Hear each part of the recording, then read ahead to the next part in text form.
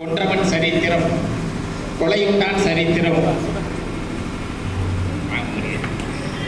கொன்றவன் சரித்திரம், கொலையுண்டான் சரித்திரம், எழுதுகோள் சரித்திரம், எழுத்துகள் சரித்திரம், காதலும் சரித்திரம், கடிமணம் சரித்திரம், சரித்திர வரிகட்கு தப்புவான் ஒருவனே வெந்ததை தின்னவே விதிவிட்ட பாத்திரம் என்பதற்கிணங்க சரித்திர வரிகள் என்பது ஒரு நாட்டை பற்றி எழுதுவது சுலபம், உலக வரலாறை எழுதுவது எளிது. ஆனால் ஒரு கிராமமாக இருந்து இன்றைக்கு பேரூராட்சியாக மாறி இருக்கிற கோம்பையை பற்றி எழுதுவது கடினம்.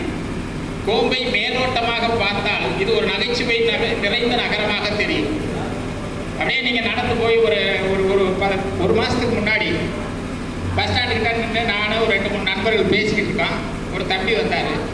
வந்து, சார் தம்பி 2 வார்த்தை சொல்லிக்கிறேன். அவரை கொஞ்சம் தண்ணின்னே அடிச்சிருப்பாருட்டு நாங்கள் பேசாமல் கண்டுக்கிறாமல் பேசிக்கிட்டே இருக்கோம். சார் 2 வார்த்தை சார் தம்பி பேசிக்கிட்டு 1/2 மணி நேரம் கழிச்சு கேட்குறான்.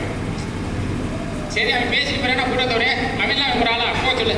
ஆனால் 2 வார்த்தை தான் பேசிட்டு போயிருந்தேன். சரி சொல்கிறேன், என்னடா வார்த்தை? போயிட்டு வரேன் இருக்கான். இது ஒரு சாதாரணமாக நீங்கள் சுற்றி வந்தீங்கன்னா